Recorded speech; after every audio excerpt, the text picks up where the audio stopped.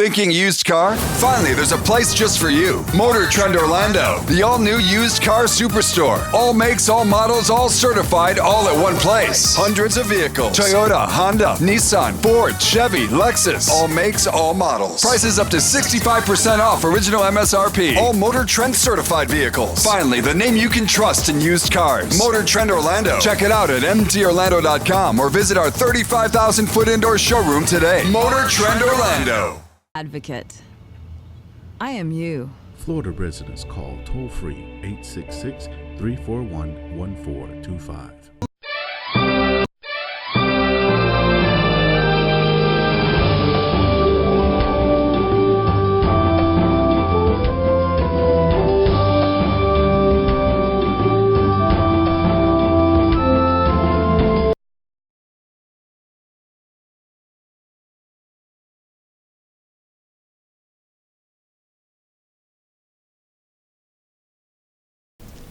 Hi, I'm Danny Ramos, and welcome to Hispanic Speak Out TV, brought to you on Spectrum Cable. We've been on the air for about 15 years, and we talk community issues here.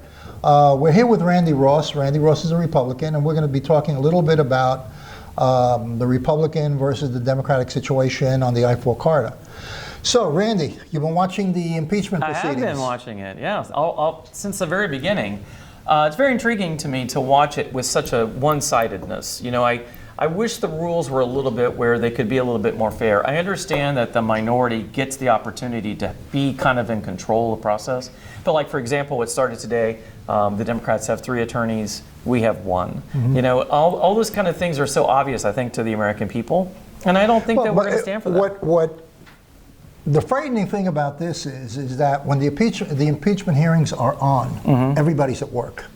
Well, so, you know, I would say 90% of the people are at work, except for retirees and unemployed. Well, think about city council meetings, county commission meetings, even state house meetings in the state of Florida. Those are often done during the day when people aren't really able to go to those meetings. Yeah. So I think that many people, though, are sneaking and taking a look, even if only for a quick second to see what's going on. And I think today we already saw that it's another kangaroo. I wouldn't want to use the word court because it's not really a formal court proceeding. No, it's not a legal proceeding. But I think what it is an opportunity for us to see that we're spending a lot of money for these people to be up there wasting a lot of money and time.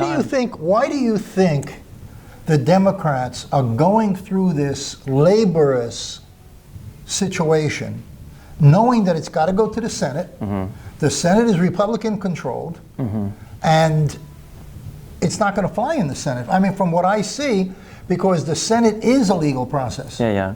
And when you have a legal process, you don't go on the basis of 2 or 3 people down the line. There was nobody in there that actually was there and heard it and was part of the conversation. Yeah, I think so it's all hearsay. Yeah, I think what we're seeing is still this desire to reverse the decision and the will of the 63 million people plus that voted for the president. This is unbelievable. We have an election. You know, that's all they have left. They don't have any opportunities to do it normally. Look at the group of candidates, you know, that we're seeing out there representing Democrats. None of them can beat Trump right now. If they feel like, even if they know they can't get it through the Senate, if they can give enough jabs that enough people might reverse their decision about voting for him in 2020. But I don't think it's happening. I think it's actually kind of inflating. I have never been, you know, for the first part of the hearings, I was glued. Yeah. I actually spent hours. For the first 3 days. Yeah. I was glued, and I said, you want to know something? This is a kangaroo. This is so biased. Yeah. It's so put up, so scripted, so non-factual that I just stopped watching it. Even one of their own witnesses today, one of the scholars, indicated that he did not feel it met the high crimes that comes along with it. The problem is that when they're asking the questions to get a predictable outcome. Mm-hmm. In other words, for example, they'll say, well, do you think if this happened, right, does it fall in the domain of being against impeachment criteria? They're asking the question, but they're not referring to a specific thing that happened with Trump. They're doing generalizations with the educators. So the educators are going to respond and say, yeah, that's an impeachable offense. Now, how does that apply to Trump? Well, they don't cross that bridge. You know, what's interesting is I've been to 8 rallies in the last 3 months. I head to Hershey, Pennsylvania next week. We're focused on 2020. We are not focused on reversing decisions of 2016, nor are we trying to hurt the will of the people. And I think that that's the mistake that Democrats are making. They're trying to turn this into an opportunity to give a one punch to a president that actually, we've got the best economy we've had in decades. I think they've made a mistake in the timing. Yeah, it was horrible timing. Right now, we still have 12 months before the election. This thing has to pass out of the House probably in the next 3 weeks. Yep. Okay? That means it's out of their hands, and it's 12 months of Republican time to do what they want to do. And we get to call our witnesses now. Exactly, and reverse it. Sure. This, if the Democrats were smart, they would have started this in April. Yeah, it's just like when and run it through right to the election. It's like those mail pieces that come out a week before the election and it destroys the campaign. They're a year in advance of what they should have done with that. I think the bottom line is what we're seeing is that this president is doing everything he promised. The economy's great. Low unemployment for Hispanics, low unemployment for blacks. We continue through these different things. I think that the Republican Party has failed grossly in educating minorities of what the Republican Party is and what it stands for. Well, because the Democrats do that very effectively. Very well, and I have to give them credit. They're very much better at us than voter registration. I think the reality. Oh, by the way, I'm going to interrupt you for a second. There is only one major voter registration mechanism for Hispanics in Central Florida. What is that? Okay. Vota something or other in Washington, right? I forgot the name of it. And when I looked it up, okay, the people that are running that, okay, Senator Torres, Democrat, his daughter, who's a state rep, Amy, okay, and one other Democrat. So all of the voter registration being run in Central Florida for the Hispanic community is being run by a Democratic core of a father who's a senator and a daughter who's a state You and I rep. have had this conversation that Hispanics are far more conservative sometimes than what we even give them Much more credit. conservative. Much more conservative probably than myself. Yeah. I mean, because they're very involved in family faith and some of these things that really Church drive. is huge. Yes, huge. Huge. So why are we not capitalizing on that? I think that the Republican Party has always had an issue, and I've said this openly, it's not a secret, of really figuring out a way to cross over and realize that minorities vote. They have power to vote. And now. what's happening now is that it's becoming more critical. More critical. You had 100,000 I don't know, I think it was 300,000 Puerto Ricans left the island of Puerto Rico as a result of Hurricane Maria. Right. 100,000 of those settled in Central Florida. The other 200,000 went to Jacksonville, they went to Tampa, they went up to, in other places. But there's another 100,000 citizens of the United States that can vote.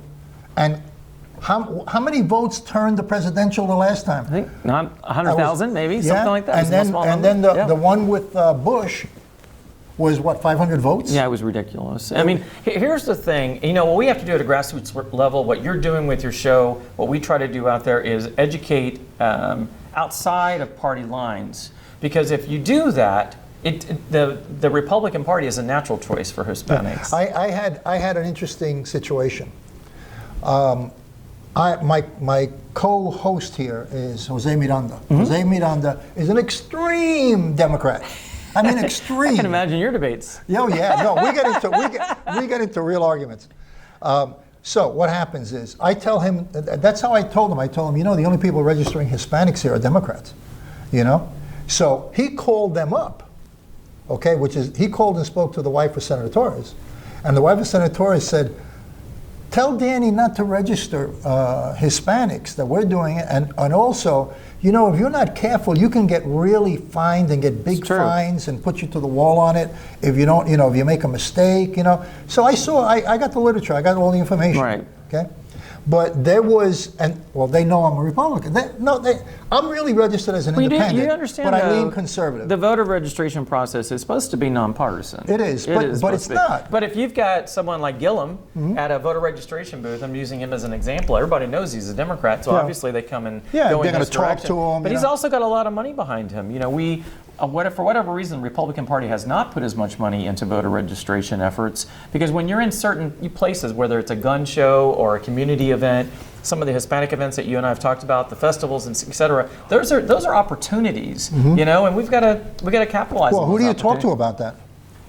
I mean, that's a you wonderful call it question. the chairman of the state party? Outside of being unprofessional, what I would argue is that sometimes we have to take things into our own hands, like we did in 2016 with Trump.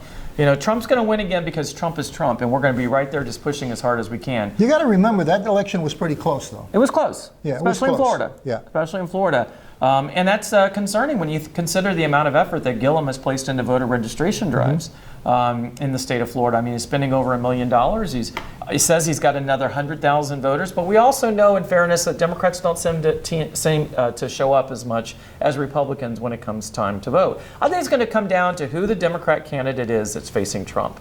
Is it someone that, and so far, I don't think it's anyone we've seen. It could be somebody we haven't seen yet, but they've got to find somebody that really can find a way to get the attention off of the numbers and get down to. Who do you think it might be? Because you don't see anybody there. In other words, you're saying Biden doesn't have it. I don't think so. I've seen And way Kamala too Harris, much. she just quit, She right? quit, yeah. She quit. So who do you have It's left? certainly not Buttigieg. We're not ready for a gay president. I think that when you look at... It's more than that. He's a guy who's for... Well, he's really smart, though. He's smart, but you want to know something?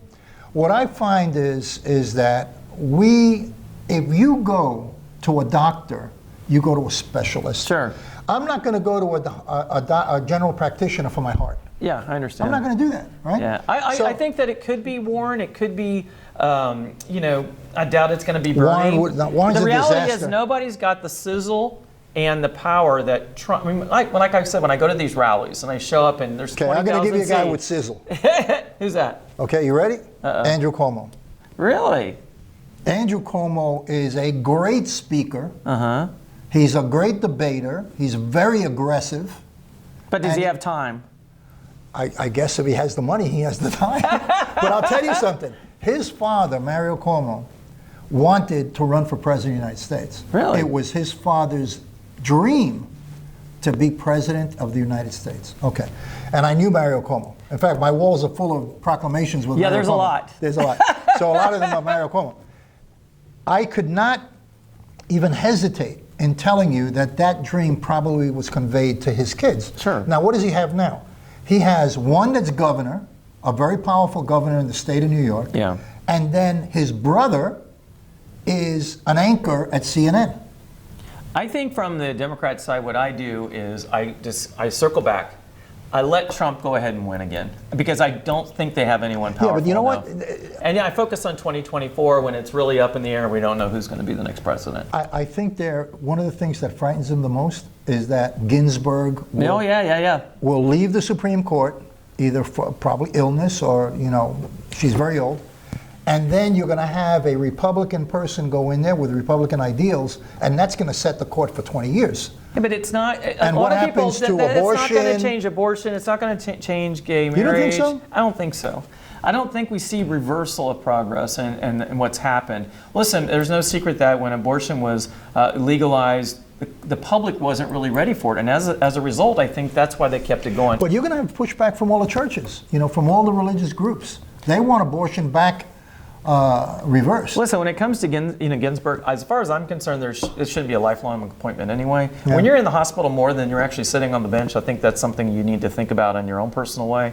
But I think that's one of the reasons that we elected. Pam Bondi, often when she was introducing the president, said, it's all about the Supreme Court justices. Yeah. And are we lucky that it was Trump that made those decisions? He made two. Two so far. And as far as I'm concerned, those were great choices, and I think that we're seeing that that's great for the American public. And no matter where you are, they were terrific choices, and they beat the hell out of Kavanaugh. We're laughing about it, but how horrible was that? It was. And look at what happened to Kamala Harris. After all that time she spent beating him up, and then she's one of the first, if you will, that has to withdraw.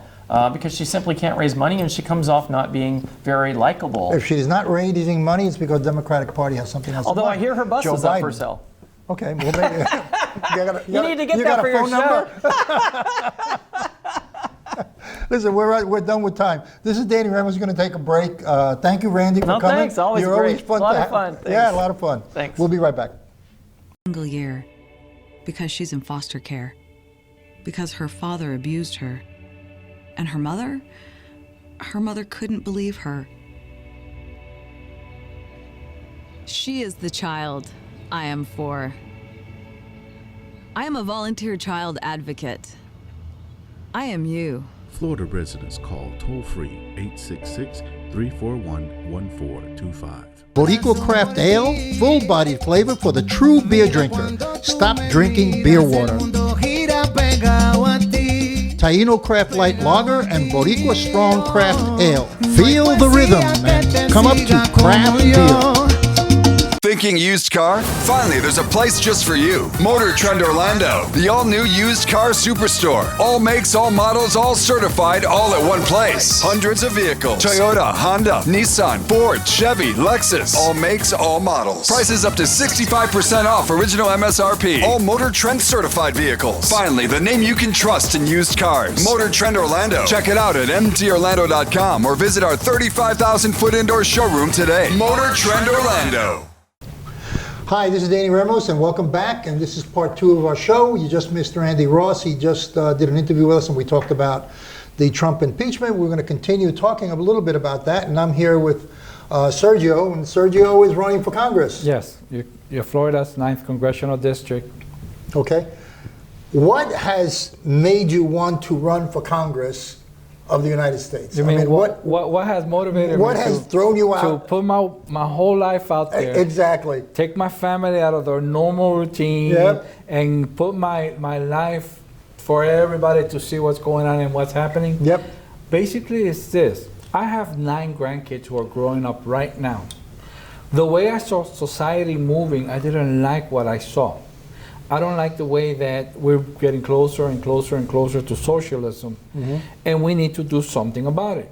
The gentleman who right now is holding my seat is the one who's acting and moving. Who is that? Darren Soto. Okay, Is so you're moving. running against Darren Soto. Yes. He's an icon, you know that, right? Yes, Okay. but that's okay. Todo cuadra igual, le viene su pitije. So David and Goliath, call it a David and Goliath if you want to, but we'll give it a shot. Well, the Democrats, they have a lot of money. Yes. A tremendous amount of money for that seat. I think it's $2 million or something, $1.5 million or $2 million What a waste of money. to run for that congressional seat. Right. You know, that's the budget. That's what they try to raise. They try to raise $250,000 a quarter, Right. you know? So how are you going to close that gap with such a vast amount of money that puts people in the street, that puts, you know, mailers out and all of that? How much did Clinton put out against Trump? I don't know. I don't know. It was 3-1. Yeah. 3-1, Okay. and she lost. Well, that means you still have to come up with $300,000 Yeah. at least, you know? Yeah. But you right now, you got a primary, right? Yes. And who are you running against in the primary? I'm It's a running- Republican primary. It's a Republican primary. And who are the other 2 characters? I have a gentleman named Mr. Olson and Mr. Castillo. Okay. So we just And what is their background? Mr. Olson is Anglo. He served in the army, and Mr. Castillo is from Honduras, and they both work for hospitality at Disney. Okay. Okay. All right. So, what's going to be different if you get elected to the Congress of the United States besides what's been being done now? Well, What would you change? from what's going on now, obviously I'll get rid of that stupid impeachment. I know it's going to be done by the time I'm there, but I will not try to hinder this country from moving forward. Right now, everything that Trump is putting out there for the people to rally behind, to get behind, to help the economy keep moving forward, they're always slowing it down. Perfect example. The trade agreement that they did with Mexico and Canada, that's sitting there just collecting dust. Well, we could be doing that right now, get it signed, and put people to work. So why do you think that? I understand the game with impeachment, which I think the timing. I spoke to Randy Ross a few minutes ago, and I expressed that I thought the timing was completely off on the impeachment process. That the Democrats orchestrated a calendar which is not effective. My opinion on that is that if they're going to impeach, what's going to happen is, or try to do the impeachment, they're going to come to a conclusion before December 30th. Right. Okay? That's a year before the election. Exactly. And that means that in January it goes to the Senate. And the Senate is controlled by Republicans. And it's highly unlikely that a Republican Senate is going to impeach a Republican president. And you also have to understand all the witnesses and everything has been controlled by the Democrats. Absolutely, They're yeah. not allowing other people to speak against or for. It's always been Democrat control. And what I Now, also- it yeah. goes to the Senate. Now the Senate is going to start calling people. A lot of people that have not been called, then they have the right to call them. Well, they're going to call Hunter Biden. Yes. They're going to call the whistleblower. Exactly. This show is airing on Tuesday, so next Tuesday. So we're a little bit delayed, but there was a request by a Republican in the hearing today to have the whistleblower Yeah. be asked questions, and the Exactly. Democrats refused to have the whistleblower. Claiming that being a whistleblower protects him from testifying, which it doesn't. And it turns out that the whistleblower, according to information that's been leaked, worked for Biden. And Obama. Yeah. Yeah. So he was an employee of Biden. Right. And the person who tends to lose the most out of this is going to be Biden, because once the impeachment is over, and it will be over, there's no question. Oh, yeah. Okay, unless there is something found which is so extraordinary, the Senate is not going, as a Republican Senate, is not going to impeach a Republican president. Right. Even if they have a vote. Yeah, even if they have the they're vote. not going to get the 67 they need. But the reality is, there is no one who has testified. They had Solomon, who was the ambassador to Ukraine. He was drilled, and he said that he did not have any proof of anyone. Yeah, there's no cripple court. There's actually no proof of it. There's actually no proof. Right. So it's all been hearsay. It's all second party, third party that the Democrats have been orchestrating and trying to put in a position to make it look like Right. these are first-hand witnesses, and they're not. Remember, they said that facts don't matter. That's really crazy. Okay? In a court of law, facts is everything. Of course. In a court of law, hearsay, it's inadmissible. And the Senate is going to be a legal process. They're going to be the court of law. Yeah. So what they're doing is and you were right, they jumped the gun. They jumped the gun too early. If they were smart, because I thought this is what they were going to do. They were going to say impeach, impeach, impeach all the way to November 2020, which is they're just going to muddy the water. But by doing that now, then they're locking themselves into.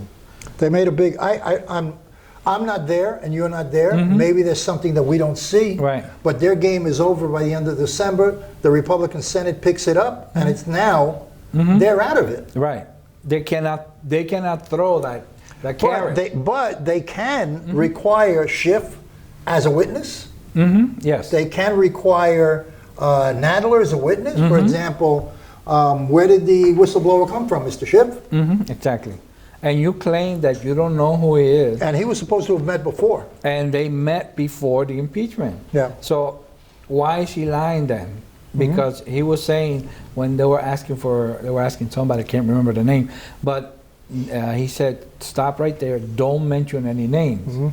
So how do you know that the name that they're mentioning is a whistleblower if you don't know who the whistleblower is? To me, this is a horse that ran out of control, ran out of the barn, and everybody kind of like got towed by the movement on it. Right. Because this impeachment should have started in April, so it goes to the foot of the election. You know what I mean? And a lot of mud throwing, and then it wouldn't go to the Senate until after the election.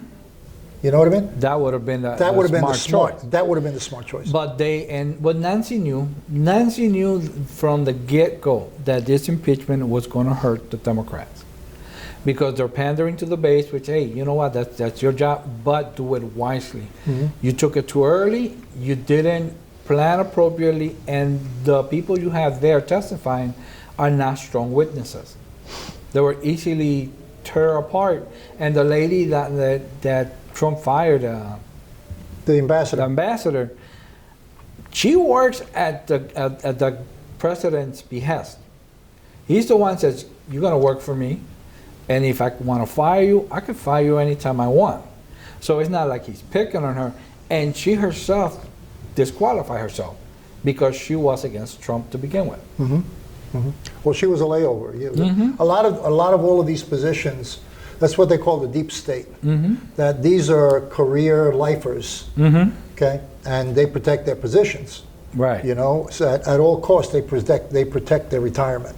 You know, what do you think about the situation? If this situation clears out, goes into the Senate, do you think Joe Biden is going to be called as a witness? He should. I think they'll call him. They have Him called and Joe, Hunter, and even Pelosi. Anybody that they can call, they can call. They can always say, I'm not what gonna a show up. mistake they made. Yes. Because this is all just going to fade away when that comes. Right. You know, it's just going to fade away. And I've seen the questionings. I've got pieces here and there. The questioning that you get from the Republicans, were you there on the call? No. Did you hear the call? No. Do you know anything about the call? No. Have you talked to the president? No. So this is people that were not hearsay. even there. Yeah. You know, the smartest thing that Trump did, that he said, oh, there's a call? Here's the papers. Here's all the documents. There it is. You can't say that it's not there. And they have not questioned the printout or said, oh, this is missing, that's missing, because they have everything right there. So then why are you doing this? They're just pandering. It's going to be an interesting game. So going back to your race, Soto has a lot of support from the Puerto Rican community, and he's got a machine, you know, that he's constructed over many, many years since he became a state rep and then a state senator and now a congressman. You're up against a hard wall. You're up against a hard wall. You're going to have to really, really work the street really hard. Of course, I have to pound Really them hard. doors. What is your wife saying about all of this? Oh, she's behind me. She's Really? Oh yeah, she's the one that wakes me up. What was the first, when you sat down with her, right, and Right. said, hey, you know, I'm going to run for Congress, what did she say to you? Funny story. For the past, We only got 3 minutes, so you got to okay, cut it quick. 20 years I've been talking politics with my wife. Yeah? She says, stop talking and, And do do something. Then I said, okay, I'm gonna run. And she goes, yeah, I told you, but not for Congress. I said, if you're gonna do something, do Might it as well right. do it big. And we can do something great in this country. Yeah. I know that once we change it and we have a Republican in that seat, we can help more people. We can help out this country really move more to the center, where is what we need to be. More closer to God, closer to what's right in this world. Because I'm not going to build a monument for the LGBT community. I love them to death. I got to love them. I'm a Christian. But I'm not going to build a monument that Mr. Soto has done. I'm not going to be pandering to the class that they're doing, because as a Puerto Rican and as a Hispanic, we're very conservative. We just have to let people know what their beliefs are. If you are conservative, why? You know what? I'm still questioning pastors. If you believe in Christ, why are you voting Democrat when they're so against the church? When you have Beto O'Rourke saying that if you don't marry LGBT community people, I'm going to take your license away. Yeah, your nonprofit status. Exactly. Yeah. So that's a direct. Well, I think it has a lot to do with educating the community. And the Republican Party, and I mentioned this before, has always been behind the 8 ball when it comes to getting their message out to Right. minorities, to blacks Exactly. and Hispanics. And they failed on that. The Republican Party has totally failed on getting the message out of what they stand for. Because in reality, most Hispanics are conservative, Exactly. you know? And if you speak with them face to face, you will see that they're very conservative in Yeah. what they do. Yeah. Well, listen, Sergio, good luck. Thank you. Nice having you back. This My is Danny pleasure. Ramos on Hispanic Speak Out. We'll see you again next week with some more political stuff that's going on in the community. And remember, this Trump thing, we're making the prediction, once it goes into the Senate, it's dead. It's absolutely dead. I don't think I'm going to eat my words on that. We'll see you next week. This is Danny Ramos.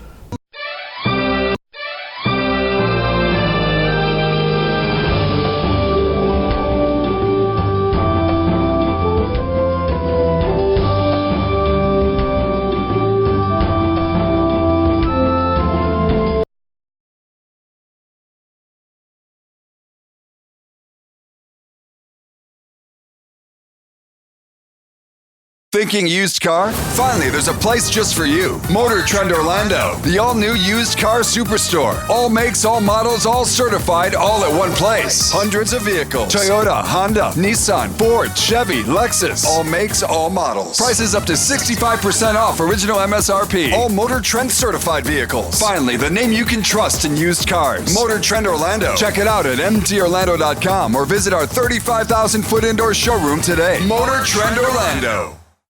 Her mother couldn't believe her. She is the child I am for. I am a volunteer child advocate. I am you. Florida residents call toll-free 866-341-1425.